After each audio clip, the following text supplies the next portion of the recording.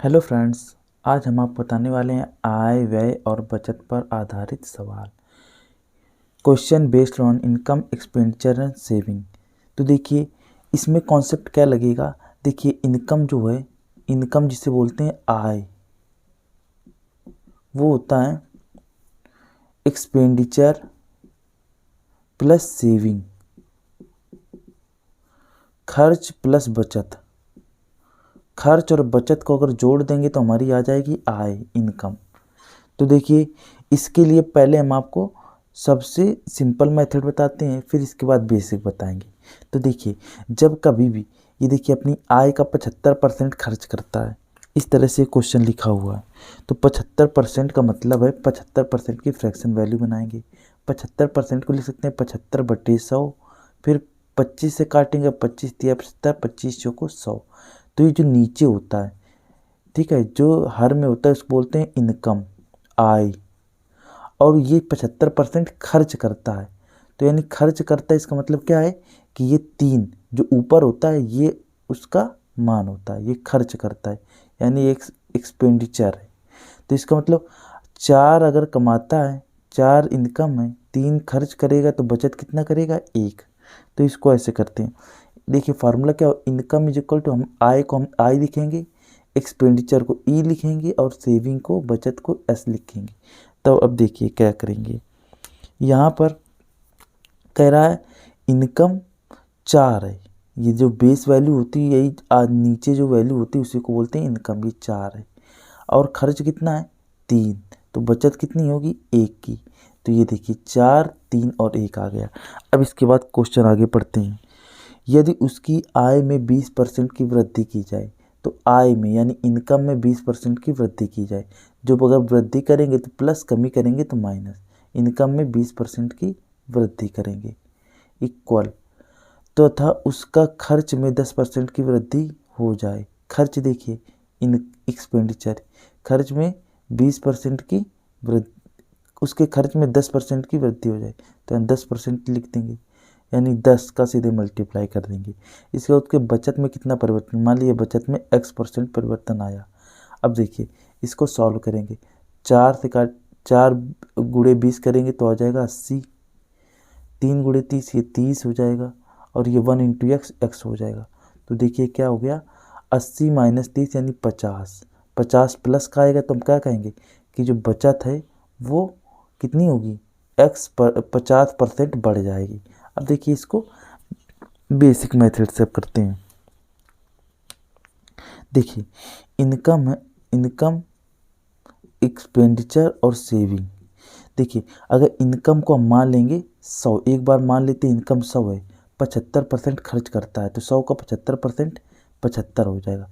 100 में से 75 खर्च किया तो बचाएगा कितना 25। अब इसके बाद हम इसको करते हैं कि अगर उसकी आय में 20% की वृद्धि हो, तो इसका मतलब इसका 20% कितना होगा, इस 100 का 20% 20 हो गया। उसके तथा उसके खर्च में 10% की वृद्धि हो, अब देखिए खर्च कितना होगा, ये देखिए 120 हो जाएगा, 100 में 20% जोड़ेंगे तो 120 हो जाएगा।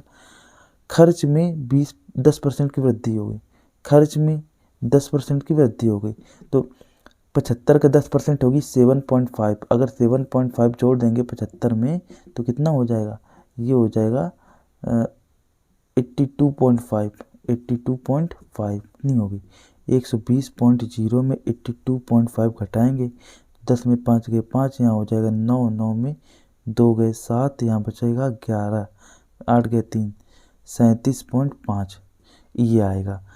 अब हम देख लेंगे कि कितनी वृद्धि हुई है, तो देख लेंगे कितनी वृद्धि हुई है। 37.5 में अगर जो 25.0 घटाया जाए तो यह आ जाएगा 12.5, 12.5 25 का कितना परसेंट है, 25 का पर निकाल लेंगे, तो ये देखिए 25 चौको 100, 12 12 चौको 48, यानी 12.5 का करना है 4, तो 50% आ जाएगा। तो हमारी समझ से ये बहुत ही सिंपल पड़ेगा आपको। अब बताने वाले हैं इसी का एलिगेशन। देखिए एलिगेशन एक प्रकार का कॉन्सेप्ट है जिसके लिए हम क्या करते हैं, एक तरफ इनकम, एक तरफ सेविंग लिखते हैं, एक तरफ एक्सपेंडिचर लिखते हैं, बीच में लिखते हैं इनकम। तो देखिए यहाँ पर क्या है, एक व्यक्ति अपनी आय का 75% खर्च करता है, यानी एक्सपेंडिचर कितना है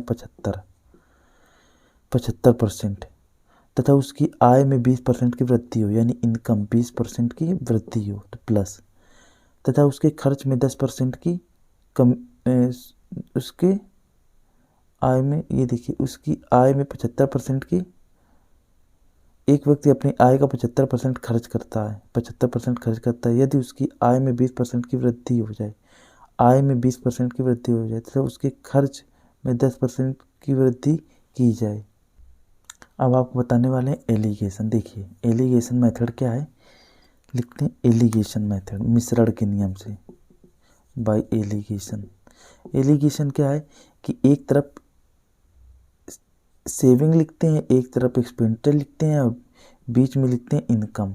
तो देखिए कि इसमें कह रहा है 75% खर्च करता है, 75% का मतलब है 25 या 75, 25 को 100, यानी 3/4। अगर 4 इनकम है तो खर्च कितना करेगा 75%, यानी 3 खर्च करेगा, तो बचाएगा कितना 1।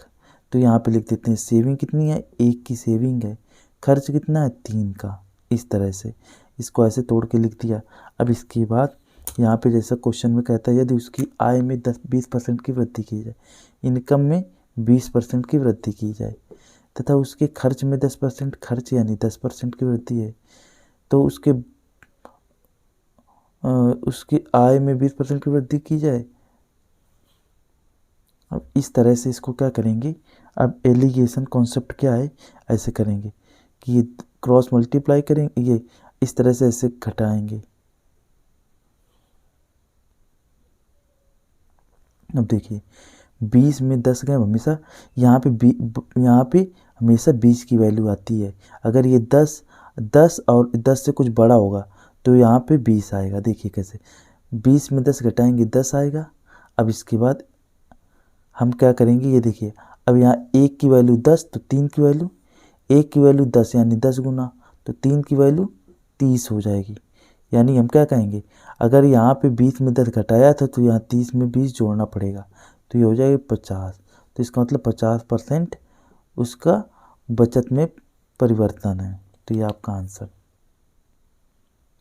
आई होप आपको ये कॉन्सेप्ट समझ में आया होगा। Thank you.